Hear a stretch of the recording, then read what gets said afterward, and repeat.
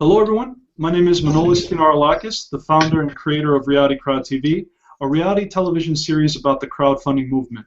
Welcome to a new weekly episode that we're going to begin having called Crowdfunding Office Hours. The purpose of this episode for Crowdfunding Office Hours is to provide free resources for individuals who are looking to crowdfund in order to help them better prepare to raise the capital they need for their business, their artistic endeavor, or whatever their project may be. The need for this is great. We receive a lot of calls on a regular basis from individuals who have a lot of questions on crowdfunding, and unfortunately we won't be able to answer everyone one-on-one simply because there's just not enough time in a day.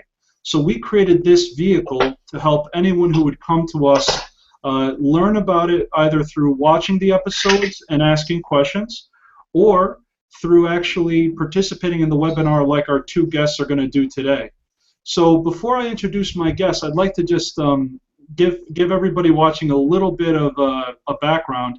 If you would like to perform in the Q&A discussion, if you'd like to ask a question and you're watching the show currently, the way to do that would be follow Reality Crowd TV on Google+, and then also go into the app again and submit a question. So the only way you'll be able to participate is if you actually follow the circle of Reality Crowd TV. We're going to talk about general topics today, but we also have a presentation, if we have time for it, called Social Media and Promoting Your Crowdfunding Campaign. So without further ado, I'd like to have my first guest introduce himself, and we have Chocho, and I will not pronounce your name in full. I'd like you to introduce yourself, Chocho, and let us know a little bit about yourself. Yeah, actually my name is Chavdar Enchev, but my short name is Chocho. I have a startup which is a fundraising platform, web-based fundraising platform for charities. I'm in the very beginning, still in the patenting process. So I have a 25 years experience being an entrepreneur. That's pretty much fun. Married with 2 daughters. Wonderful. That's beautiful. And you recently just moved to the U.S. too. You were overseas, is that correct?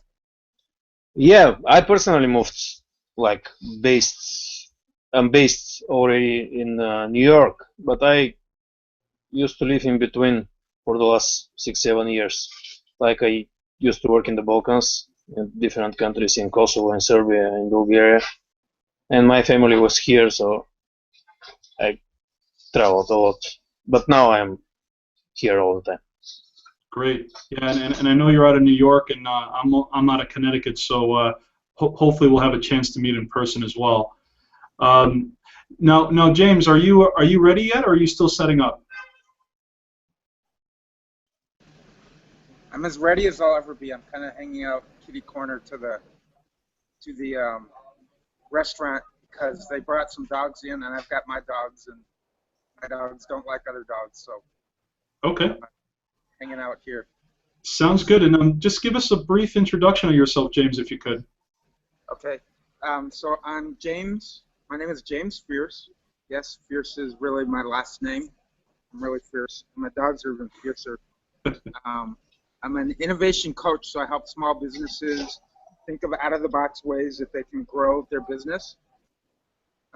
So yeah, that's pretty much it. And I'm glad to have connected with you, Manolis, because I'd like to make crowdfunding a part of what I do, because it's a super innovative way for other businesses to grow, to get money and to grow as well. So yeah.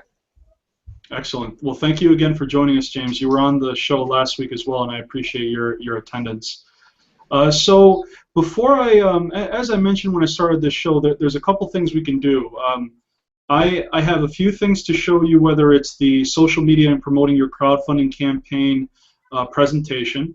I have 2 tools that I've used personally. One is a planning tool that is also a marketplace. That entrepreneurs can actually organize their campaigns. They can organize their plans, and it is a business planning tool. I did speak with Chocho, however, and him and I both are of the mindset of a business model as opposed to a business planning tool. But if you're trying to do equity crowdfunding, this business planning tool is 100% aligned to the securities regulations. So it would save someone trying to submit that information to an equity crowdfunding portal. It would save them a lot of time and money on attorney's fees if they were to use this tool. So we can go over that maybe towards the end. And then also I have this class that I went through from Crowdfund Capital Advisors. They're the individuals who brought the equity crowdfunding legislation to the actual Congress and Senate. And they created a course called Success with Crowdfunding that might be of interest to some people as well. If you are of interest, you can look at the event information and you can see the links yourself. So if there's any time, we'll go over that later. I'd rather just deal with the meat and potatoes of the questions at this point. So before I begin the presentation, do you have any questions, Chocho, at all on crowdfunding? Because I know you're in the process of creating a fundraising platform for charities. So what would you like to get out of this office hours session? I would like to know more about your campaign. What were the mistakes? So what did you learn from it? Okay, perfect. So I will tell you we've made mistakes along the way, but we haven't actually launched our fundraising campaign just yet. So we haven't reached the finish line either, and we're going to launch on Indiegogo, whether it's next month or in September. So I want to give you that, but I'll share some mistakes right now. So when we started our journey for Reality Crowd TV, and if you're a first-time viewer, and because we just met Chocho, I'd like to just share the mission. Our company's mission is to inform, educate, inspire, and motivate entrepreneurs worldwide to start small businesses through crowdfunding and to provide them with a blueprint on how to crowdfund. So when we first started, we didn't know anything. We were starting from square one. We had to learn social media. We had to come up with a strategy. We had to come up with a PR campaign. And one of the first mistakes that I made early on was not doing my homework and also making this huge mistake. I hired a social media firm, and what I did with them was I delegated authority to them, and I delegated responsibility as well. So as an entrepreneur, if you delegate both authority and responsibility, you're essentially putting your destiny into someone else's hand. And as an entrepreneur, the buck always stops with you. You can't make that mistake. And initially, I made that mistake because the social media company that I hired was promising everything but not asking me any questions about my business or about my plans. They were just kind of telling me what I wanted to hear.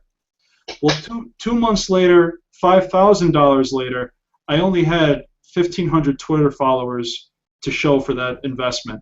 And essentially, I made a foolish error, and I needed, that was a lot of money to spend.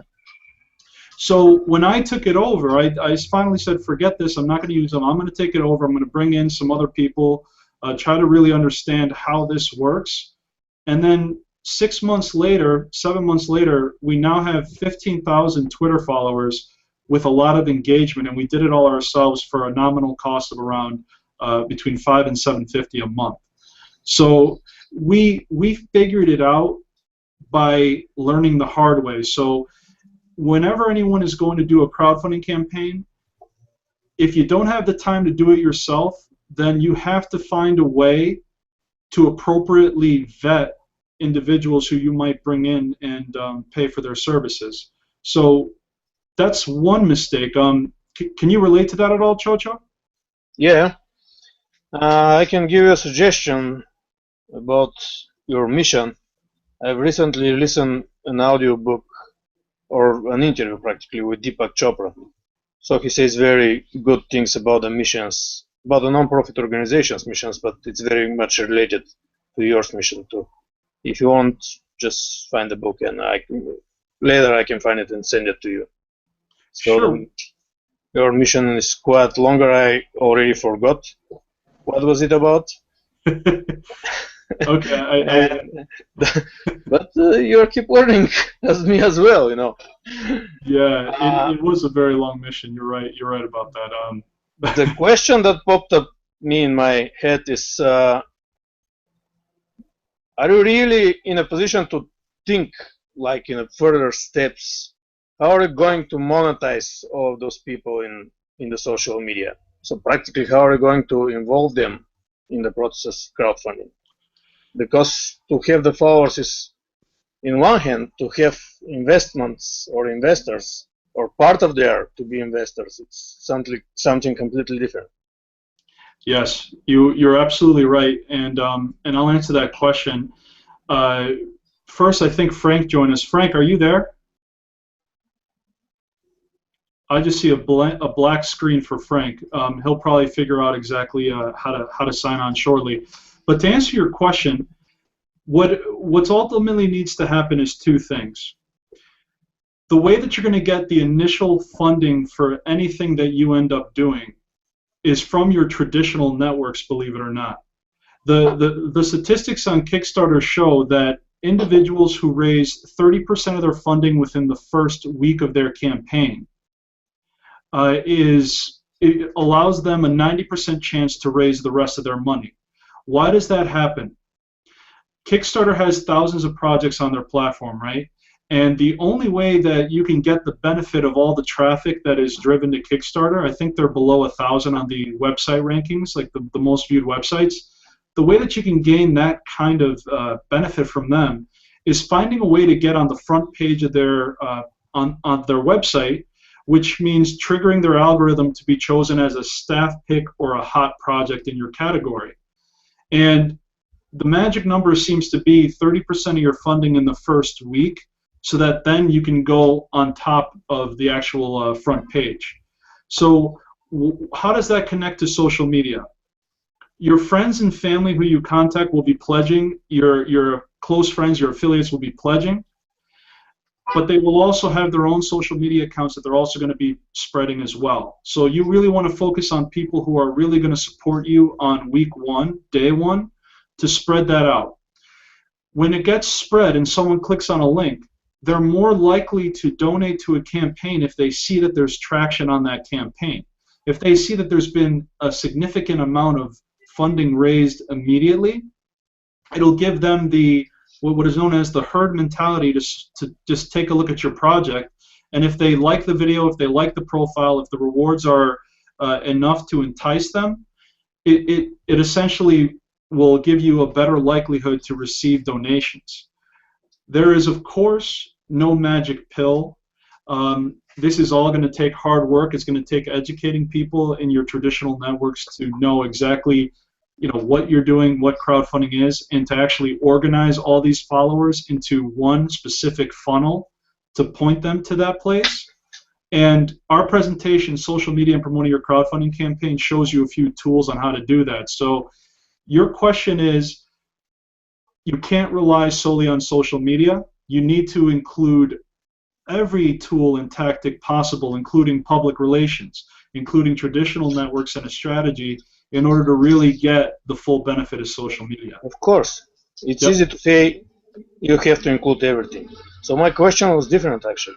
Okay. So in one hand, you have your friends and family, which are not those 15,000 people that you have from the social media. Yes. So friends and family connected or multiplied with their friends and family, so spreading the news through the social media, they will use social media as a communication channel. What about all of those 15,000 people that you have already? They are not your friends and family. How are you going to involve them? The way that you involve them is by creating an engaging community. So, for instance, if you look at our page at times, we create engaging content, and the way that I know that people are engaged is by, on Twitter, for instance, if they retweet, if they favorite. So whatever I'm putting out there is they're liking it, so they're getting to know me better. Whenever I go live in person. Yeah, I understand that. I mean, yes. After the start of the campaign. So now is the way to grow up your group of followers or likers or whatever it is. But after you start the campaign, how are you planning to directly involve in financing process of those people? Because first of all, I don't know how many of them are even registered or interested to be investors. Okay. So the PR action, it's easy understandable. But what about the direct action of investment? Hey, Chocho, can I ask you a question? I Yes. came in a little bit late. What's your business again? I have a startup. I'm building a platform, web-based platform for charity fundraising. I'm sorry, I missed that. With what? Charity fundraising. Oh, charity fundraising. Okay. All right, thanks. So to answer your question, I've been building relationships on social media all this time. So the people on social media, a lot of them, not all 15,000, but a good amount of them, I've talked to them personally, I've tweeted with them, I've asked about their families, I've been building relationships. Mm-hmm. Because I don't know them initially, I connect with them on a regular basis many times. I look on my Twitter account and I'll look at people that I want to know and I'll just shoot them a message and I'll just talk to them as if we're just having a normal conversation like we're having now. So the strategy is, after I launch, because I've been building relationships with these people and I've not just been spamming them, they will know on day one when they will need to get engaged. Whether they donate or not is not exactly the point. The point is, if they even share my campaign, that's a win for me. Oh, now I understand. If they even share, it's a win for me. So they don't necessarily have to donate. Yeah. Some will, but not all of them will. But if they share, then it expands the reach and creates even more momentum. Hey, so for now, you're trying to consider them as friends in a personal level, and then eventually you'll try to attract them to spread the news for the campaign or for your idea. Yeah, 80%. That's correct. And Chocho, case in point, I'm pretty sure we met on social media as well, right? Mm-hmm. So you see the power here. I didn't know you, and now we're on a call together. So this is the type of thing that is amazing about social media. I mean, 80% of all people who contact me come from social media, and I'm becoming friends with many of these people that I've never met before. Yeah, so, I understand. Yeah.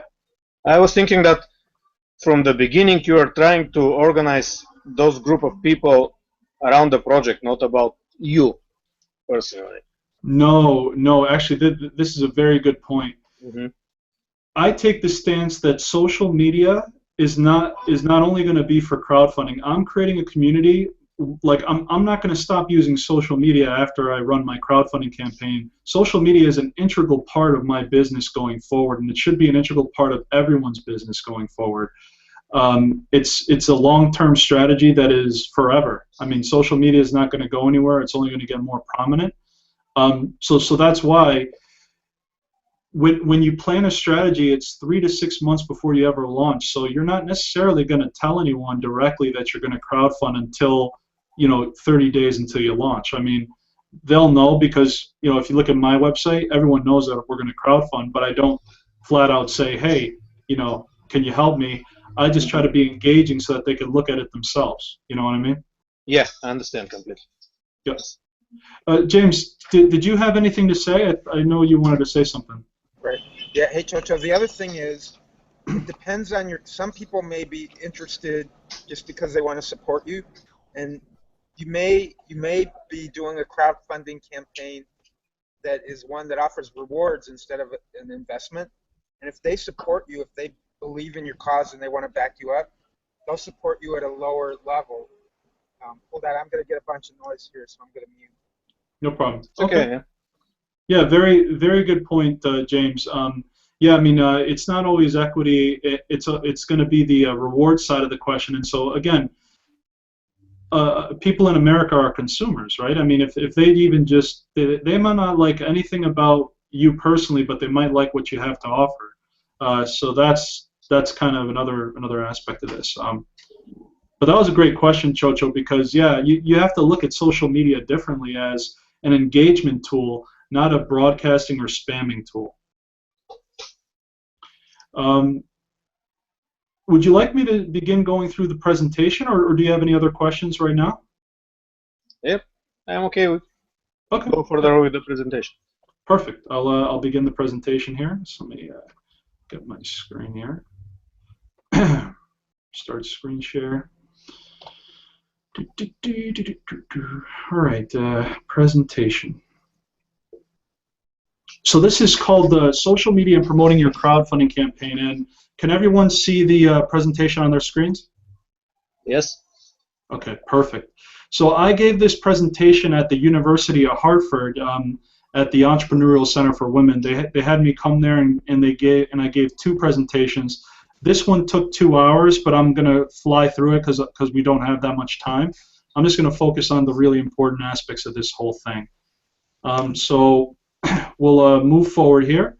You all already know me. I'm the founder of Reality Crowd TV. My background is in accounting, real estate, and restaurant management, and I graduated from UConn with a degree in accounting. This next slide is a very important slide, and I always show it because it's extremely important. So, what is crowdfunding? In essence, crowdfunding is converting social capital into actual capital through the internet.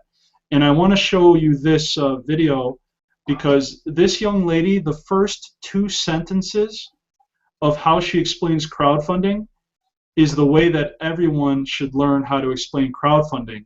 And here's why you need to learn that. Right now, in an informal video poll that we did about 3 months ago, 7 out of 8 people in a Starbucks in New Britain, Connecticut, had never heard of crowdfunding and had never heard of Kickstarter. So one of the biggest challenges and one of the most important things you could do right off the bat when you're trying to tell people what you're doing, you'd have to find a very good way and memorize it to explain what crowdfunding is so that anyone, anyone regardless of their education would understand what it is. And so let's listen into what she says because her first 2 sentences are just gold. So let me just bring her up here and I will play this video in a moment. Crowdfunding is a concept that's been around for a long time. It's the idea of passing around the basket at church in its oldest incarnation, of a large crowd of people being able to contribute small amounts, which in aggregate meet the financial goal of any organization, group, or individual. And so when you look at crowdfunding and how it's evolved, the reason it's become a buzzword recently is because it's gone online, and so the potential of it has expanded exponentially. The crowdfunding bill is important for small businesses because it creates access to capital that currently is very hard to come by. The basic concept of what this will mean for entrepreneurs and investors is that an entrepreneur will post a description, a very thorough description of their business, the finances, the business plan, what they're going to do with the money, the budget, etc., and they're going to be able to share this opportunity with anyone they so choose. Most likely it'll be their customers, friends and family, might be Twitter followers, people who share an affiliation with them that they think might be interested, etc. The investor will then pledge a certain amount of capital that they want to invest. If the fundraising goal is met for how much money that entrepreneur is looking for, then the money will transfer to the entrepreneur. So it's an all or nothing arrangement. What I hope that America will now see is that after the SEC rulemaking period is done on the crowdfunding bill, approximately 9 months from now, and platforms can be created and launched that allow for crowdfunding, that entrepreneurs who currently feel like funding is a roadblock to them achieving their success can now have the opportunity to succeed. I strongly believe that crowdfunding is not just for high-tech businesses. I, in fact, think that the majority of people are going to be using this in the long run. The majority of businesses in the country are small businesses, and that's who can really take advantage of this. So I know she's a very fast talker, but she does have a great line there. And her line, take the concept of passing around the basket at church, where a crowd of people contribute financial resources to individuals with a need, put that concept online, apply it to small business, technology, art, film, music, etc., and you have crowdfunding. So any questions on what she said, because it's critically important to either share this video with people that you're trying to tell what it is, or more importantly, to memorize a very easy and simple way to explain what it is to people who may not have heard of it before. I think that it's quite different because the example with the church is that the member and the guest of the church give the money to the institution that has been trusted for more than 2,000 years, or depends on the church, of course. And with the crowdfunding is different because practically you didn't create a trust between you and the crowd yet. So you should somehow show them something different and to motivate them in some different way to believe in it. Yeah, well, you raise a good point. You raise a good point The reason why I explain it the way that I do is because people understand that analogy right off the bat. And even though it's a little different, it gets them in the mindset to say that they're helping someone. That's true. And so when you kind of have the psychology of passing around the basket at church, they immediately understand that they're helping someone, and that's what you're doing when you're contributing to a crowdfunding campaign. Is you're really helping an individual bring something that didn't exist into existence, and you're getting, you know, whether it's a reward or an experience or just a sense of meaning that you actually did something good for someone. So sometimes that's enough for people. They just want to give because they want to see that person succeed. But you're right, Chocho. You have to elicit that feeling from people, and the way you do that is you have to really be fully transparent with yourself and everything you're doing, because that's how trust is built. If they see you're doing things and they see that you're consistent and reliable, it builds that trust. So this next slide is interesting. I love showing it, and it just kind of shows the traction that crowdfunding is getting. Back in 2009, globally, crowdfunding raised about $1 billion back in 2009. By the end of this last year, 2013, crowdfunding was $5 billion globally per year. And back in November of 2013, the World Bank actually commissioned a report, and that report said that in 20 years, crowdfunding is going to be a $90 billion a year industry. UC Berkeley College in California, they released a report, and although this isn't going to happen all at once because it's going to take time for the American public to get socialized on crowdfunding, but they estimate that the equity crowdfunding market size in the U.S. alone is $300 billion. So there's huge potential. The growth is there. It's not going away. Google just announced that they're going to incorporate a crowdfunding platform into their YouTube power users so that YouTube celebrities can raise capital through crowdfunding. Mr. Richard Branson, he just invested in Indiegogo as part of a consortium for $40 million. It's not going anywhere. This is the future. So, talking about social media and promoting your crowdfunding campaign, this is really where you have to start. You have to start even from an earlier point in your social media, but really you have to answer a few important questions, and it's really just three main ones. Why should someone care about your project? And that really means you have to go and develop a pitch. You have to really, clearly articulate why people should care. Who are the people who would likely care about your project? Meaning, who would your project benefit that would likely care? And finally, the most important question as it relates to social media and anything else is, where are these people who likely care about the why? And if you know where they are, then focus 100% where they are. Don't sell ice to an Eskimo who has more ice than they know what to do with.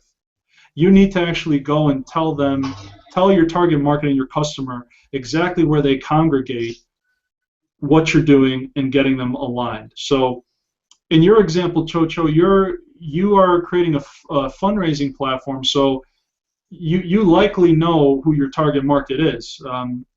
You've already kind of determined that might be other nonprofits. Is that correct?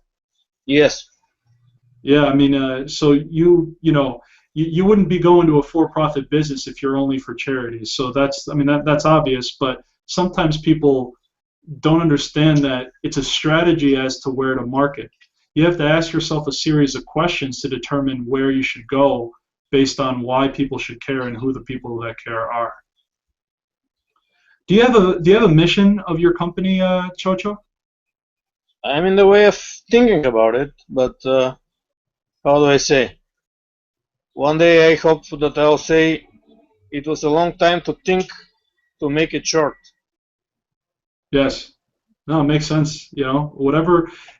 However long it takes, whether if it's even sometimes it could be just one word, and that could be a mission. Absolutely. James, I know your company as an innovation coach, you help people. So do you have a mission for your company?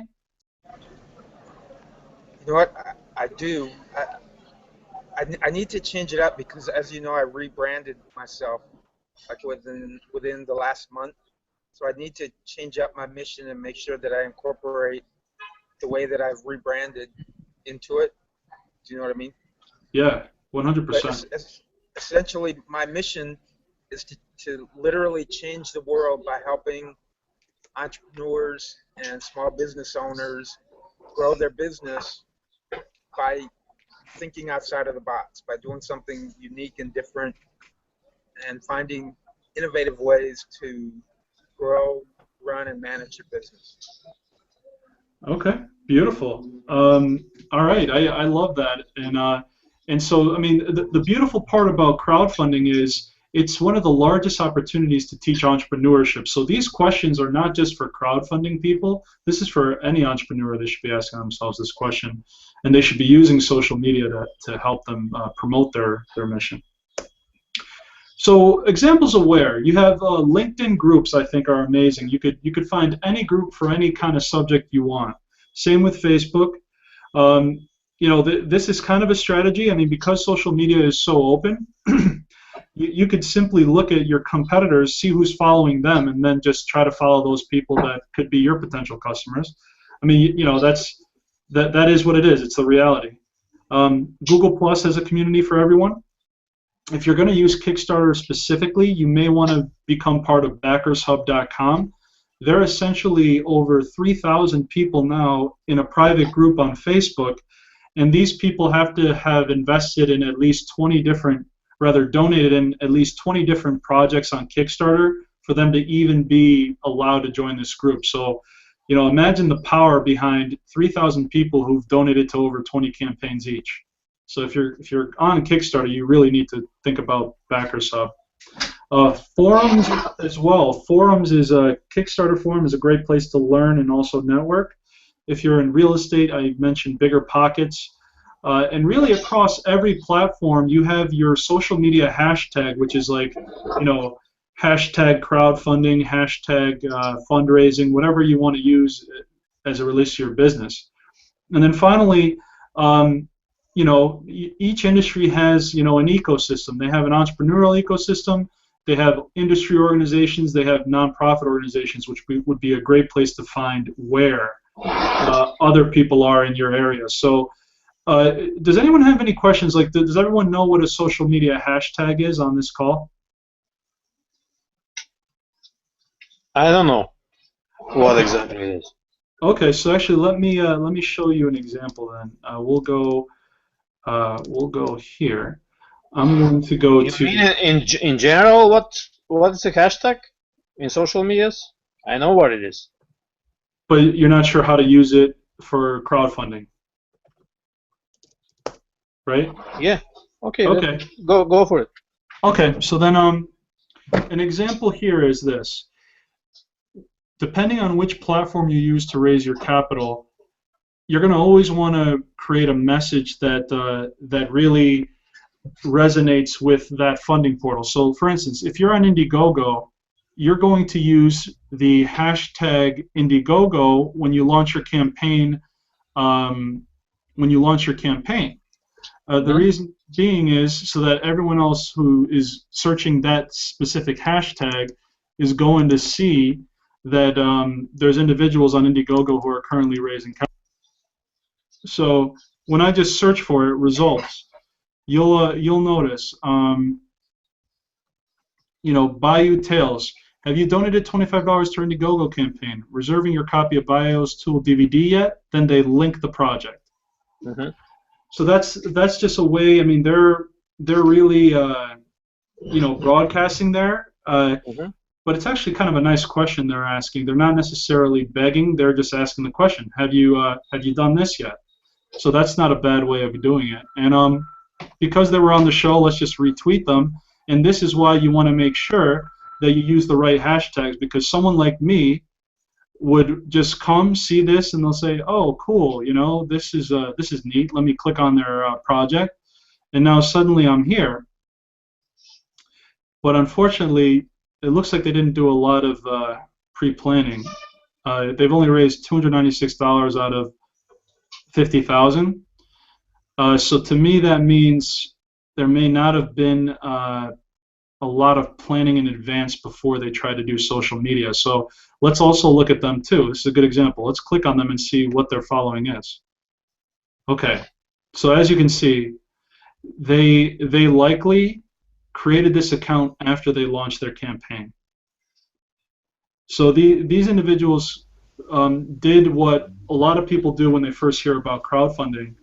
They have like a great idea, they understand that they have a great film, but they just approached it without a plan, and they probably launched without telling really anyone about it until after the fact. And that happens all too much, and unfortunately it results in projects not being funded. So, you know, although they're saying the right things using the appropriate hashtag, what they didn't do was they didn't build their crowd large enough. And, you know, as a comparison, over the last 8 months, if you look at our crowd, we have over 15,000 followers here.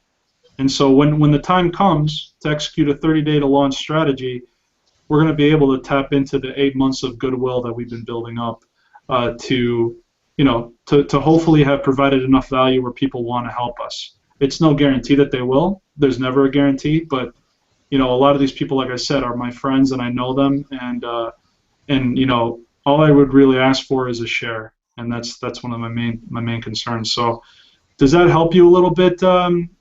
See kind of how that works? Yeah, thanks. You're welcome. How did you choose your platform? So you chose Kickstarter, right?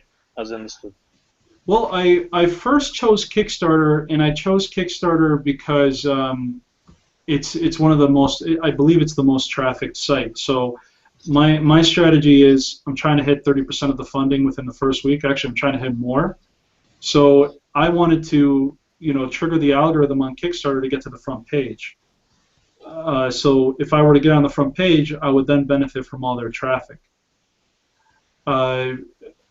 Kickstarter, unfortunately, when we submitted our project, I'm not sure if they changed their rules now, but we submitted it about a month ago, and they wouldn't tell us why we wouldn't qualify. We looked at their rules, we reviewed them, but for whatever reason, they're very strict on what they accept. They curate their projects, and so they didn't accept ours. So we moved on to Indiegogo, and I spoke with them, and they have no issues with what we're doing. So we're going to use Indiegogo instead. So really, for me, the decision was more so based on how many people view the sites. Mm-hmm. And for you too, Chocho, just so you know, for your business model, mm-hmm. one of your biggest challenges is going to be how are you going to promote your platform? Because if Kickstarter spends millions on marketing, how are you going to compete against that? Yeah, that's a big question you need to answer. I understand this very well. I believe. Manolis, if I can piggyback off of that, it's also, the platform is also very dependent on what you're actually going to crowdfund for, right? So you want to find a platform that really aligns well with your mission and your vision and your product and everything else.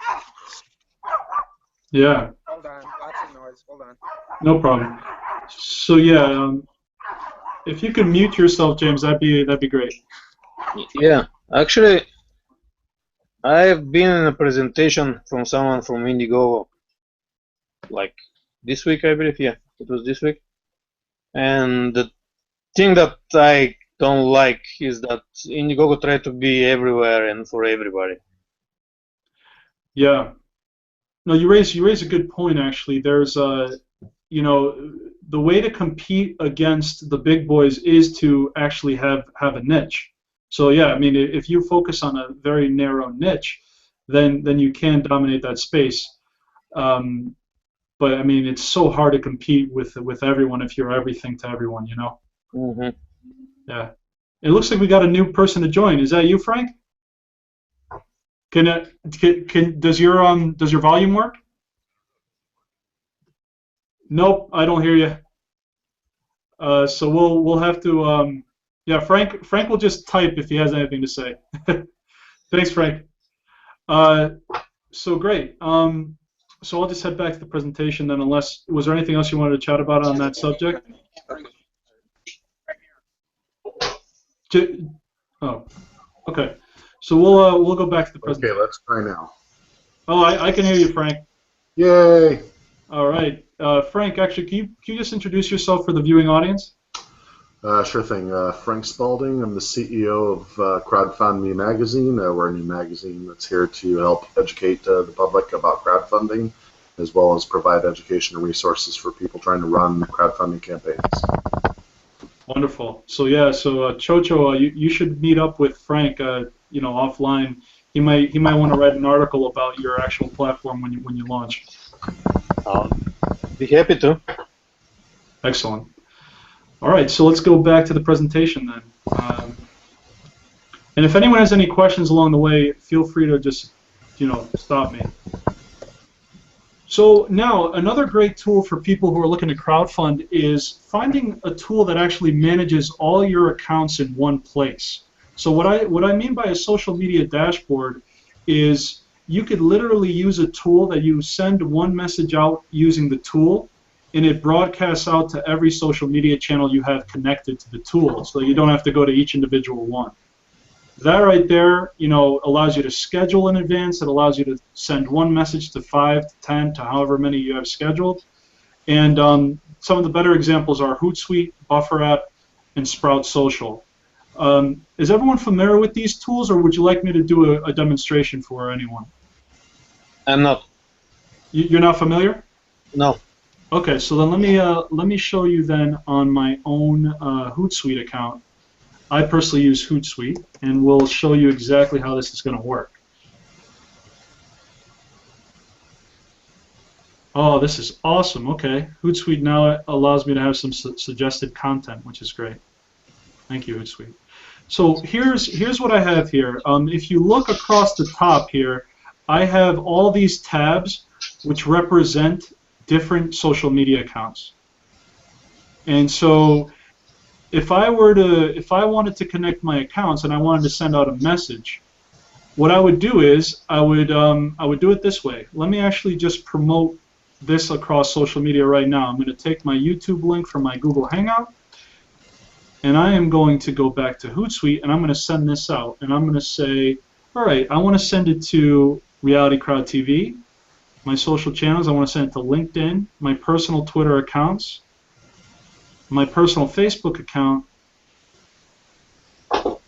my personal LinkedIn group, and my blog. So I've just selected up here 10 different accounts. And so what I'm going to say is live broadcast crowd by @RealityTV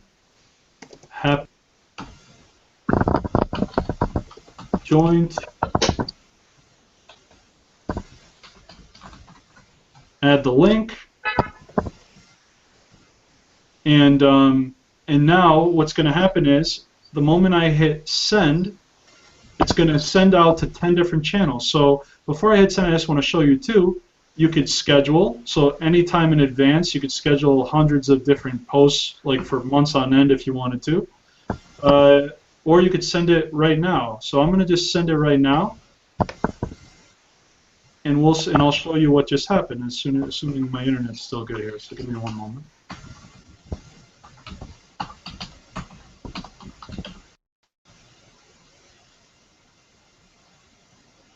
Okay, so for whatever reason it didn't go to my WordPress blog, but it should have gone everywhere else. So let's just go to Facebook and see if it went to Facebook. All right, so as you can see, my Facebook page, live broadcast, Crowdfunding Office Hours by Reality Crowd TV happening now. Join to learn how to crowdfund. And now if they click here, they're seeing the live broadcast. See, it's broadcasting exactly what's happening now. So I just sent that out across all the media channels, including Twitter. So let's see what we got here on Twitter. Yeah, see, my personal account and Jessica's, my CEO's account, I helped manage some of her stuff. They just broadcasted it too. So not only did it go to my accounts, it went to everyone's accounts. And if you look on my personal page, we have Reality Crowd TV right here. 3 times it was sent out. So do you see the power of how that works? Is it free? Yeah, well, it's free for up to 5 accounts. If you want to do more than 5 social media accounts, you have to pay $9.99 a month. It's okay. Yeah, it's cheap. It's worth it. Mm-hmm. So that's the power of a dashboard that everyone should learn how to use. It'll make your life 100% easier. So moving on, I just did that whole Hootsuite demonstration, as I tell you. $9.99 a month. It has scheduling and analytics platform, and you can engage directly with people on the platform. Other free tools. If you're looking to do Twitter, this is a great free tool called Just Unfollow, and that tool for Twitter specifically allows you to the free version allows you to follow up to 50 people a day and unfollow up to 50 people a day. The $9.99 a month version allows you to follow as many as you want and unfollow as many as you want. The point is, you wanna make sure that you're following people in your target demographic. Would you like me to demonstrate that really quickly? Yes. Okay. So here's Just Unfollow. I'll show you. And I only use this for my personal accounts. The business account I do something different. But for my personal account, it's an interesting way to build followers, and I'll show you how it works right now. What's great is it tells you who's not following you. It tells you who's followed you without you having to follow them.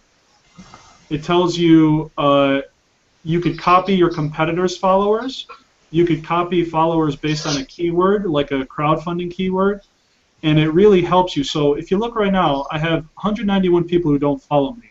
Well, if you're not following me and I followed you, then forget about you. I'm just going to keep clicking until I unfollow all these people, and then I'm going to refollow a new set of people who are more than likely going to follow me back, so I could increase my following. So as you can see, with a little click of the button here, you could see this little button up top that keeps going up in numbers, and that's showing how many people I've just unfollowed in a matter of 2 minutes in me describing this. So in 2 minutes, I just unfollowed 191 people, whereas if I were doing that directly on Twitter, it would probably take me 2 hours to do that. So here's another thing, copy followers, right? Mm-hmm. I personally want to follow real estate people right now, so I'm looking at a real estate guy. Their Twitter account is Fundrise, so I'm trying to build my follower for real estate specific people that Fundrise has, and so then I would just kind of double click and keep clicking until Twitter says I can't follow anymore. Now this is the point here. We're going to do a show with them, so I want to make sure that their viewers get to see them on our show in more ways than one. So this is why I'm following them, because when we have our show with these guys later on this month, I want their viewers to be well aware of what's going on, and this is how I'll make sure that they see it not only from Fundrise, but they'll see it from me, and then that way my viewership grows and they begin to see what I'm doing. So so again, in another 2 minutes, I just followed 254 people. If we were to go back to Twitter, you'll see how that process works. So I'll have to sign out of my account there, and I'll sign in to this one. And what just happened was, now I'm following 4679 when I was only following around 400. So like this went up automatically, and it linked directly to my Just Unfollow account. And actually, if you see, it went down just now too, because it just registered. Actually, I got to be careful, because some people on Twitter post really not appropriate things. But did that help you right there, Chocho? Yeah.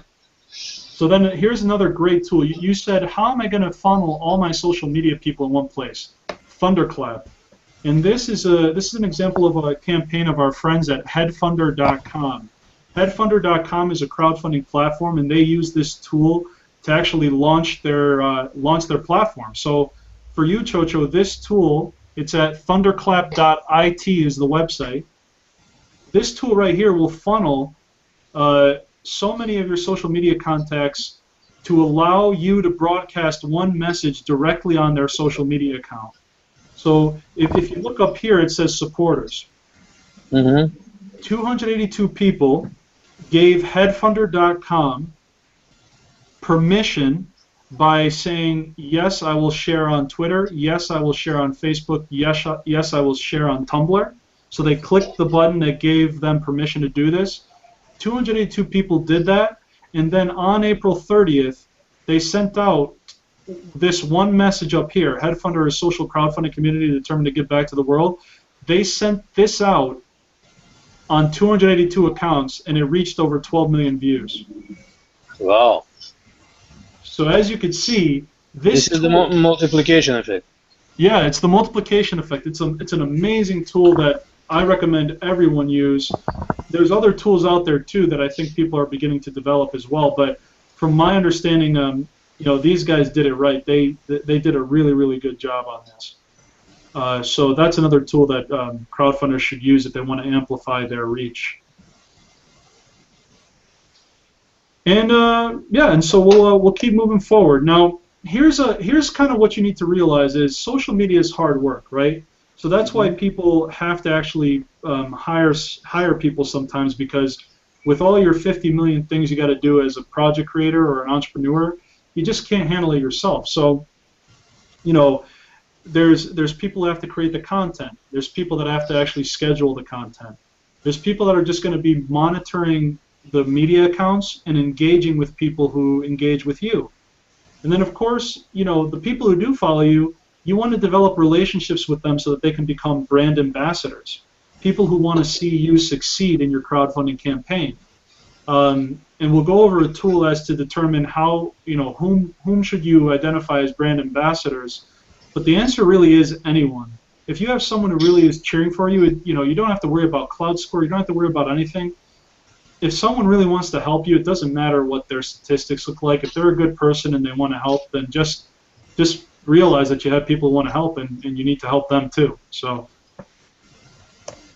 what I included on this presentation, and I'd be happy to send it to anyone who's watching and anyone on this program, I've included kind of the services that we would offer people if they came to us and they wanted us to help them. But this is also something that you could use as a baseline to say, this is what I would want my team to do on Twitter. You know, grow the followers 100 a day should be your goal. Find your targeted demographic. Make sure you're broadcasting where the people who would care about your project congregate. You know, with engagement, you don't always have to talk about what your company does. You could just paste just show a very similar like a fun quote or a great picture that's engaging. You don't always have to be always about your brand. And then lastly, the Twitter chats. The Twitter chats are something unique where some people have developed on a weekly basis that using this hashtag at, let's say, a certain time in the evening, they have basically a Twitter chat where there's millions of impressions every hour because people are engaging in this one hashtag and they're all reviewing the answers. So let me give you an example of that. I think that's a kind of a cool one. There's a couple that I'll share with you. One that happens every week is media chat. This is the best place to go for brands that are trying to really launch their mark on social media. I'm trying to work with them, and I'm trying to get in with the guys who run it so that maybe one day I could be selected when I run my crowdfunding campaign to be on media chat. But basically, if you look at this guy, it's the hashtag media chat, and it says media chat is a weekly Twitter chat every Thursday at 10 p.m. Eastern, featuring guests on social media and online media, new apps, and anything media related. And it tells you who the host is. So you know the hashtag, and you know that this gentleman is the guy who runs it. So it'd be good to connect with this gentleman and try to, you know, understand how his process works, how someone can actually get selected for media chat. But, you know, just to give you an example, you know, every time they have this, like the statistics show, it's like millions upon millions of impressions. and it's a great way to really get your brand out there. Any questions on that? No, it's specifically for your case, right? It's just for media projects, media-related projects. Yes. However, if you do enough research, you'll find that there's a chat for any subject that you want. You just got to figure out which ones are where. So I don't want to go through all this too much because you guys can do this on your own. But Google are you going to send us the presentation? Yeah, I can send it to anyone who whoever's watching and anyone in here. Just shoot me an email saying, please send me the presentation, and then I will definitely do that. Okay, thanks. So here's another thing too. The one thing I want to say about Google Hangouts is exactly what's going on right now. Google Hangouts and Google Plus is the most amazing tool that anyone can use to build their brand. So if it's appropriate for what you're trying to do, it's great to do that. I mean, an example that I had is the guys who brought together the whole legislation, Crowdfunding Capital Advisors. These guys actually joined my show, and these guys are they're currently consulting governments all over the world on crowdfunding. So the fact that these guys came on my show, it's like Sherwood, Neese, and Woody. I mean, these guys are top-notch people, and it's a good way to build your brand and build your profile across the industry. So we'll go through Facebook again. Facebook, I like Facebook, but I'll tell you one thing. If you're not willing to spend pay-per-click advertising on Facebook, it's very hard to get any engagement. And maybe it's because I just haven't put enough time into it. I know that there's a way you can get engagement without paying, but for the most part, if you're not paying, it's going to take you a long time to build a following. So you may want to build a little bit of a following before you launch, but definitely dump some money when you do launch to really promote the actual Kickstarter or whatever campaign you're running. LinkedIn. I can't say enough about LinkedIn, especially now with the blogging capabilities, and I actually have to update this. If you can blog on LinkedIn, you can receive so much press. So let me show you an example of what I mean. We'll go to my LinkedIn account, and I've spent a lot of time building this. So over a few years, we've built up I built this up a lot. Right now, I have 9,000 connections on LinkedIn. So if I were to go to my profile, you will see my last post, which is really trying to put some pressure on the SEC. And I wrote this post, crowdfunding is capitalism's last hope, hashtag release the rules. Anyone who is watching this right now, can you please use the hashtag release the rules at any time you want so that we could put some pressure on the Securities and Exchange Commission, the team unit. But as you can see, I wrote this program, 589 people saw it, 16 people liked it, 5 commented, but 13 people tweeted it, 21 people liked it, 5 people Google Plus it, and then 95 people shared it all over LinkedIn.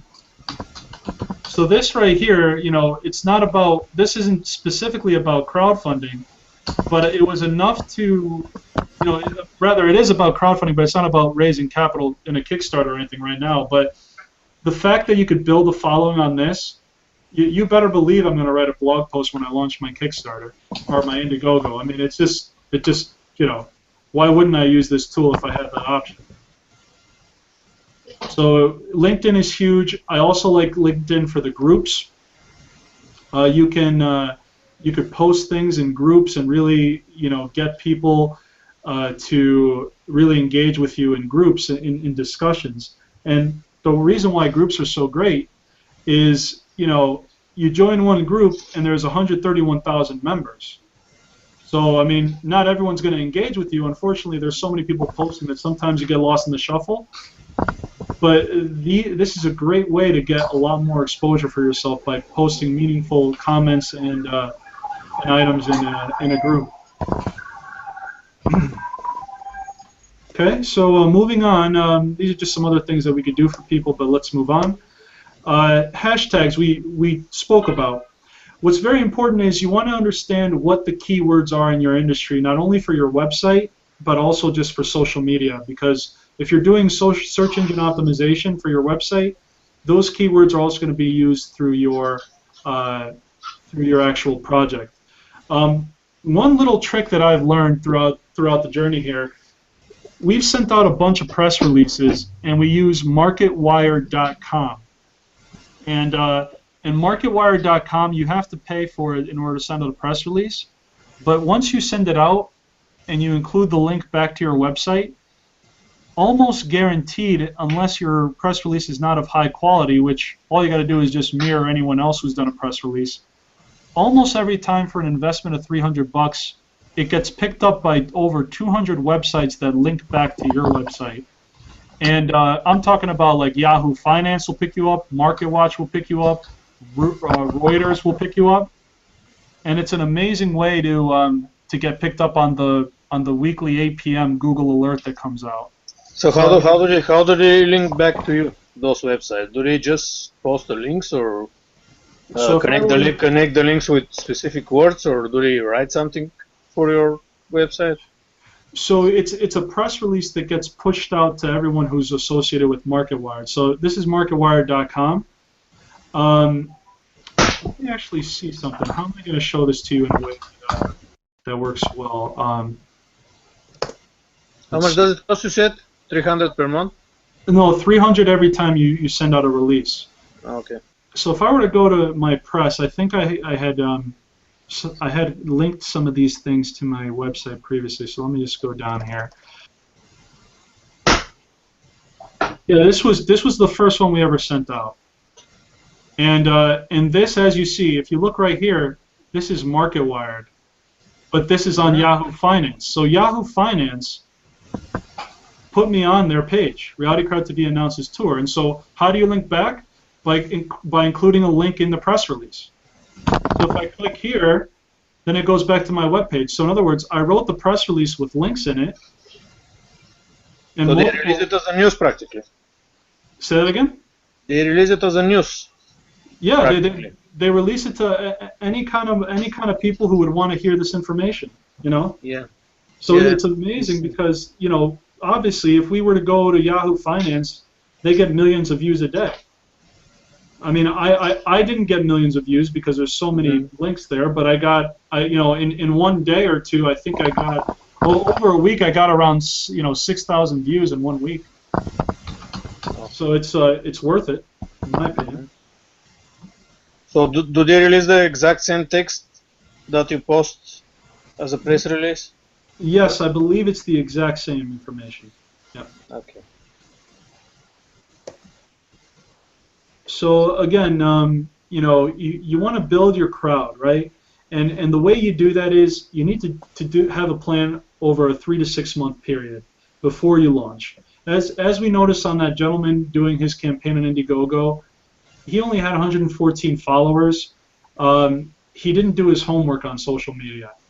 He you know, and it's not his fault. He just didn't know what to do per se. But there really are a lot of articles out there on crowdfunding that if you just even Google like tips on crowdfunding, you'll get a wealth of information. And a really important thing I'd like to show you is CloudScore. I mean, it's not totally important, as I mentioned earlier, but it's important because it measures how impactful you are as a brand. So I believe Cloud is measured on an 80-point scale. I think 80 or 85 is the highest. So we're at 67 right now, which means that we're getting more influential. We started at 0 though, and over time, you know, we continue to get more influence and build more and more, you know, links with people. And so, you know, at a cloud score of 67, we're pretty influential in the spaces that we're in, crowdfunding, business, and crowdsourcing. We're pretty influential in that space. As our brand, though, my target market really is anyone who has a project that they'd like to create. So I'd like to expand in other categories like music, film, art. So I have to do a better job of finding another way to engage with different people in those categories. So if you were to go to cloud.com, you could create your own account and begin to track your influence across multiple platforms that you're on. You could also use it to actually research other people too, to see, well, do I want this person to become a brand ambassador? So you might want to look at their Twitter handle, research them, and then say, wow, okay, so Reality Crowd TV has a 67 cloud score. Let me become friends with them and see if we could cross-collaborate in some capacity to actually cross-promote each other's campaigns. So engagement. Engagement is important, and sometimes I breach this second bullet point. Only post links 15 to 20% of the time. I have trouble doing this, but I've gotten to a point where it's not as important anymore because I've gotten so many followers. But early on, if you want to get a lot of followers, you only want to post a link to something about 15 to 20% of the time. Otherwise, people who might want to follow you on Twitter might think you're a spammer. So the majority of the time, you want your conversations to be just that, like literally saying hi to people, complimenting them on what they're doing, asking questions of people that you want to engage with. And you also want to post pictures, because on Twitter and on Facebook, and really anywhere, pictures are the way to go. People really love pictures and they engage with it. So here's something I'm very proud of, and I don't ever know if I'll ever replicate it again. And it wasn't my idea. A friend of mine said, you know, here's a nice picture. Here's what you should say. Try it. And I did. And this is my claim to fame. Sometimes I see this photo and I admire the self-control of those dogs. Other times I admire the courage of the cat. It's just a witty thing that has nothing to do with Reality Crowd TV, but it got retweeted 264 times and favorited 130 times. Additionally, look at all the people who then commented on it and reshared it themselves. The list goes on and on. It became a little bit viral. People said this is just awesome, and they started talking about it. So, you know, what is a retweet? I mean, essentially, 264 people replicated this exact post, including my icon, on their screens to show to their followers. When they did that, if people liked what they saw, they would say, who is Reality Crowd TV? So here's the strategy. Who's Reality Crowd TV? They click on here. Suddenly they see my description. Creating a grassroots reality TV show around the crowdfunding movement. We are crowdfunding our show shortly. Contact us. And then they could click on my link. The strategy is as simple as that. Create a community, create engagement, get noticed. Make sense? Does that make sense to everybody? Yep. Yeah. Yep. Perfect. Another way too is Virgin Startup. So there was actually a Google Hangout that occurred from Virgin Startup, which is Richard Branson's website, and I still go back to this from time to time to post because people are still engaging. But if there's a very popular Hangout, like over 1,000 people watch this. And by the way, you guys should watch this too. It's a great. They were talking about crowdfunding the whole time. But if you look here, these people obviously are individuals who found this interesting too, and they're entrepreneurs, right? So if there's a hangout where I know entrepreneurs hang out in, I'll just go here and just like begin adding people to my followers. I'll say, all right, this person likes what I like. And you see, I already did this because this person's following me now. And I went through here and really picked people who really were individuals I wanted to follow. And so I think this is where I met James as well. James was in this. I think that's where I met James, and he's on the call right now. So it's really a great way to meet people. I met Tony Waite. This gentleman is a guy who is in the UK, and I wrote a blog post about him. That's where I met him in here. And as you can see, you know, here's what this was only a few weeks ago. On the 4th, this event happened over 2 months ago, but I said, wanted to share a cool connection that came out of this hangout. I met Tony, and then here's my blog post about him. And it was just a way for me to engage with this community, to kind of share more of how to make this story work. So again, there's ways you can really, you know, get yourself in a position to be noticed. And here, of course, I have to give a shout out to Mr. Branson. If someone offers you an amazing opportunity and you're not sure if you could do it, say yes, then learn how to do it later. I love that quote. We all have the capacity to learn new things, you know, so long as it's not, you know, way out of reality. For the most part, you could learn to do just about anything. So that is the end of the presentation. And I'm going to open it up to questions now. I've been talking for a long time, and you guys are probably sick of me by now, but I figured I would kind of share with you, you know, if you had any questions, Chocho. So it looks, as always, actually, that's a matter of priorities. So the thing is, how much resources do you have, like time, energy, money, people around you, and how are you going to manage them? Couldn't have said it better myself. And that's why I try to make it known, because a lot of people don't realize you have to be an entrepreneur. This is about entrepreneurship. This is about organizing a campaign well ahead of time and executing on a strategy with the available time and resources you have. Now, what I will also say, though, is how do you find people who might want to help you when you don't have anything to pay for them? Okay, can you share an example of maybe what you did in your you had 7 startups, so were there times where you had people help you when you weren't necessarily paying them monetary compensation?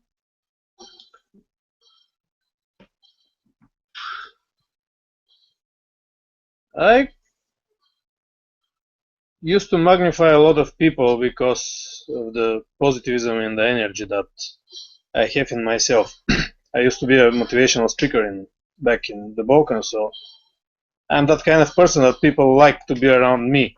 But this is kind of personal thing, and it's very hard to be learned practically. Usually, yeah, mainly you should offer them something like help or advice, or in the future, I don't know. It's typically the relationship between the people. It's an exchange, so they should think that they'll gain something from you, even if it's not materialistic. Yeah, no, you're at least you should leave them with this expectation. You're right, Chocho. You said that in a way that you know, couldn't have been said better. And you're right. Being motivational is hard to learn, but you can learn it. You know, being a leader is something that is learned. So one thing I like to tell people as to how do you get people to want to help you, one of the ways that I think is working for me, there's a lot of people out there who are looking forward to what's about to happen here, is that they saw how much I've done on my own. They were inspired by what I've done already and what I'm doing. Absolutely. Yeah. So you know, if you don't have any followers yet who are willing to be hands-on helping with you, it might be because you're not the good personal example for them. Yeah, you know, like people. Yeah, people. The best way. I'm sorry that I interrupt you, but the best way to be a leader is to be the example for the people.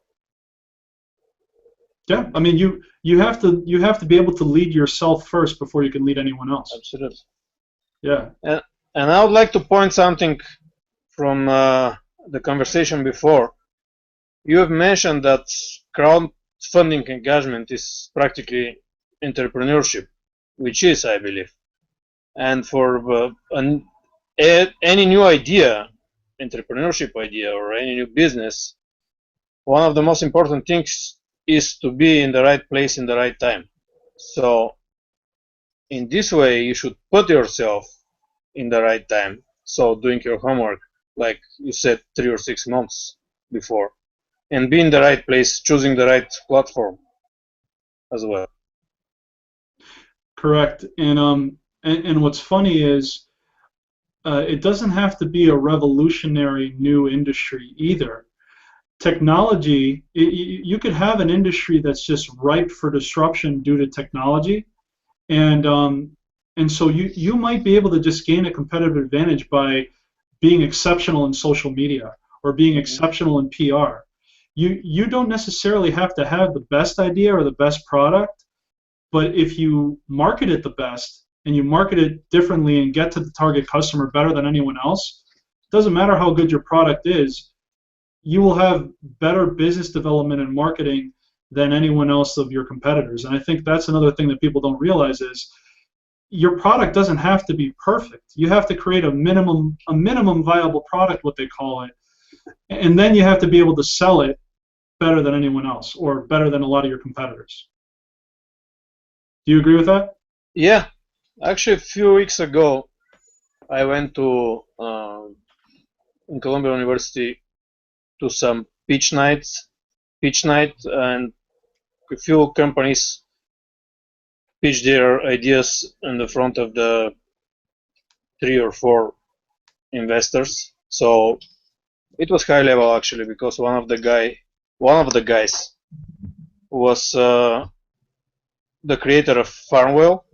He's from Boston, I believe, and the other guy was the founder of Viber. I don't know if you have heard about Viber. It's something as Skype. Yeah, actually, I know him. Those are big guys, so investors with a lot of experience. So the guy who created Farmwell said at the end, as a conclusion of the night, practically to all of the pitchers.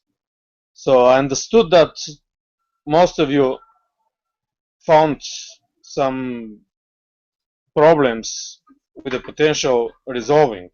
So probably it's not hard to find how to resolve the problem. But I am not sure that you are the right people and this is the right time to resolve these problems. So that's I believe with the crowdfunding works also, or is important also, just to assure the people that you are the right person and this is the right time to go for an idea for a project. Yes, and you want to know what? I mean, I've written a blog about this specifically because the question then becomes, you as the project creator know that you're the right person, right? I mean, we all know, we have an idea, we know we're the one for the job.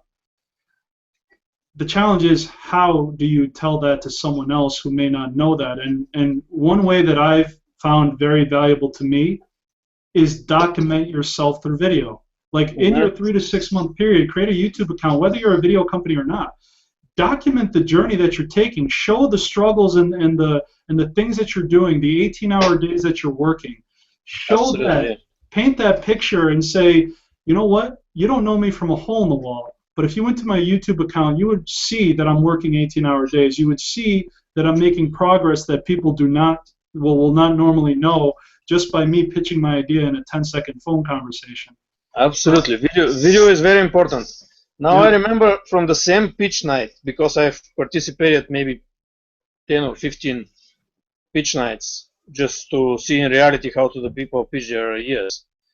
And the only project that I remember now was a guy, they created some platform that the people who make new music with or without video, they can send their music, their songs or whatever they created, to some people from the industry that participated in the platform before. And those people from the industry, sometimes they're big, let's say Jay-Z, or not, Jay-Z is not there, but people from his rank, they answer or they comment your project, your video, your music, your song with a video answer directly, 2 or 3 minutes. So this was the only new project that the guy said that we make. So they practically split the money, and the specialist, the master, he determined his price. So sometimes people ask for $500 per their 2 minutes comments because they consider themselves as a good specialist. And there are people from all over the world that would like to see the comments from the specialists of their rank. And they split the money with those guys. So they said we make money from the first day after we launch the campaign. Now we make more than $500,000 per month, like 6 or 7 months after they started the project. And they were looking for investors because they want to use their potential of evolving their database of new, like, potential big hits, music or artists. So they were there not asking for money, but asking for all of the other help that investors can give to them. And I realized that that is only because the power of video. So if they were created the same service and the specialists use the text, the typing to answer them or to comment their videos, I don't think that is going to work in this way. Video is very powerful. It is. It really should, and that's why every Kickstarter campaign must have a video. Any crowdfunding campaign must have a video. I see people out there just putting a picture, and I say there's no way that person's going to succeed. I mean, not in every scenario. I've seen it done, but without a video, you're essentially shooting yourself in the foot. It just doesn't make sense. So I want to. Can you see this, Chocho? I want to give you a perfect example. Yes, I can. Okay, so I want you in the audience to see this. I'll play the video in a moment, but I want to explain what happened first. This gentleman had a goal of $100,000, and as you can see, he raised $68,000, and he was really going to make it. And then I saw that the next day funding was canceled, and he came to us when he had around $40,000. He said, I need some help. I've been launching my campaign. I have $40,000.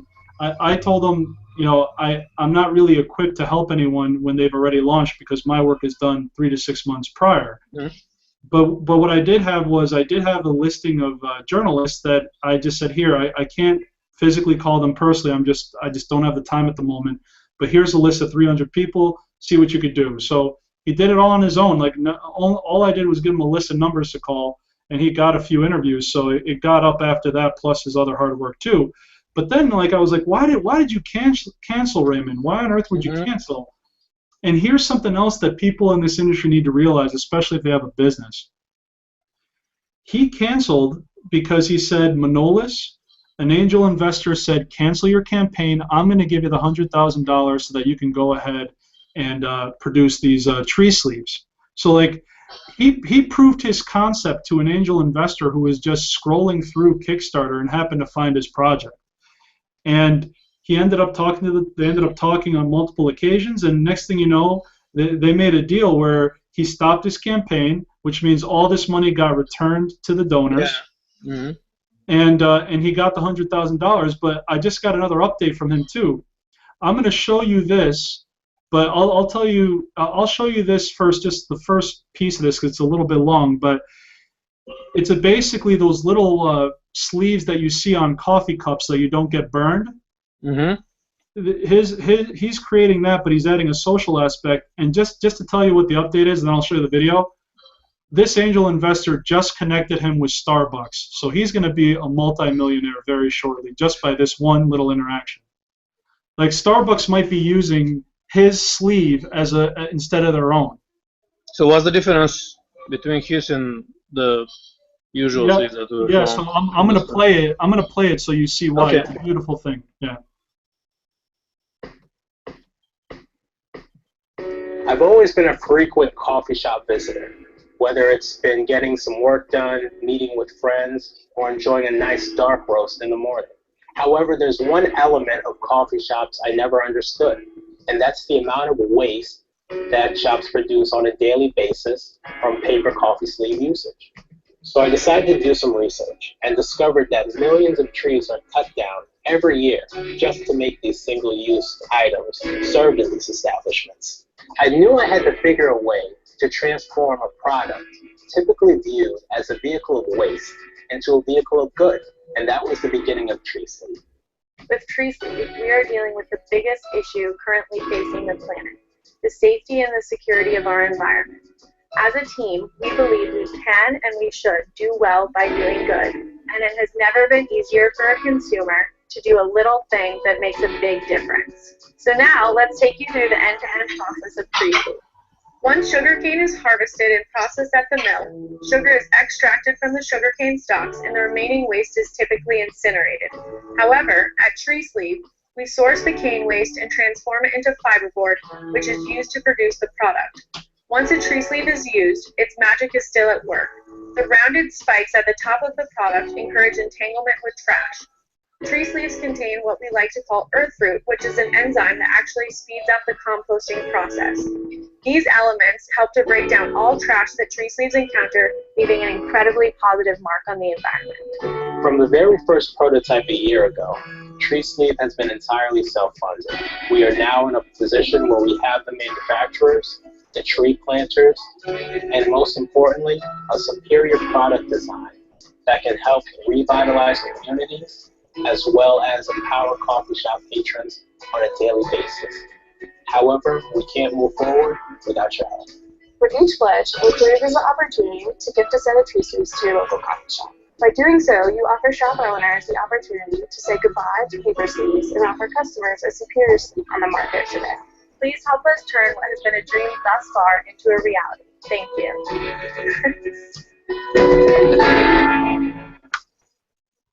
Amazing idea. Yeah. Congrats for the guy. Yeah, and he's a really great guy, as you saw too. He's just a hardworking guy. He used to be in corporate America, and then he came up with this amazing idea. Brought together the team of people he had around him, and now he's on the verge of selling to Starbucks, which is just huge. Yeah. Two things. First, the saving the planet, is a hot topic today, and the other thing is that his product is very visible. He practically marks the users I care about the planet, which the users like.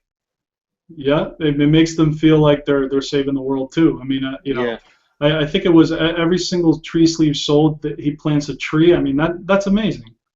Absolutely. It's just an amazing mission that he had. So, and it perfectly aligns with Starbucks. I mean, they have the bottled water where you could donate to children in Africa, I believe. So, I mean, it's just another way for them to also market themselves. So it's a brilliant idea.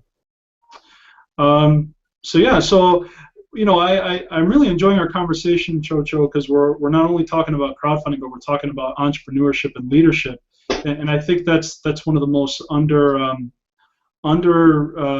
understood areas, because that's what it takes to succeed. Is you need to be a leader, you need to be committed.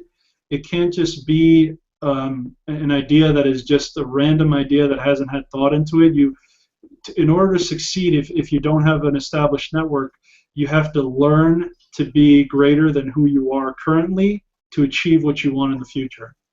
And that's all about the growth process too. It's just growing as a person and realizing that although the destination is raising the money, the journey is far more attractive, I think, for me personally, just to see how you change over time and just feel better about life in general. Thank you for inviting me. I also enjoyed the whole conversation. It opened some new fields for me to think about, because I've been actually I started thinking about the crowdfunding, like specifically about the crowdfunding, a couple of weeks ago, because I was in something else. So I was graduating my project and prioritize it in different levels. So now I have to prepare myself for the crowdfunding step, because my plan is to go for it earlier in September, maybe October, but before the New Year, somewhere between September and the New Year, so that when I feel ready and feel confidence to ask the people to fund my idea. And definitely I'll use the tools that you showed us and your personal help if we find a way to arrange it. And wherever I can help, I'm also here. If you listen audiobooks, I can send you the interview with Deepak Chopra. It was very helpful for me about the missions. I would love to. I know our mission is very long, but I've said it over 1,000 times, so I'm reluctant to change it at this point. but I will listen to it because I love reading anything that's that's inspirational like that. So practically he said, which I believe so, that the mission should be timeless. Mission should be set, like, let's say, for forever. The goals could change, but the mission should stay. Yep. So you can't change the mission in a fashion manner, like in every 2 years or with every 2 ideas. So that means that you practically don't have the mission. Correct. I mean, in other words, the mission of your company also becomes your personal mission, number one. The way that it truly becomes a mission that's set in stone is when you identify with it personally, as well as through your business. And so, yes, because ultimately, there's so many opportunities and so many things to kind of distract you from your ultimate goal that if you don't filter every opportunity through your mission and ask yourself, is this living my mission or is it taking me away from it? The moment you don't filter what you're trying to do through that mission statement is the moment you're going to go somewhere that you don't want to go to. Actually, creating your mission and following your mission during the time makes your connections with the people and with all of the organizations that are engaged with your idea. With the time, they make the relationships trustful. Yes, and you want to know what? You want the majority of people, when you ask them about their business or their endeavor, you ask them what is your mission statement, like what do you do? What is your mission statement? They don't have an answer. And so that right there sets you apart from everyone else. If you enter every interaction and you know clearly what your mission is and you could articulate that immediately, it makes you look like you're a visionary. It makes you look like this guy has purpose. This guy or girl is the real deal. And that's why it's so important that you memorize it, you recite it. I don't care if you have to look in front of a mirror and say it 10 times a day until you get it. Yeah. It needs to become part of you, you know? Absolutely. Yeah. Yeah. That's my vision too. We're kindred spirits, Chocho. I know we're going to help each other out in the future. Okay. Thanks. I enjoy it.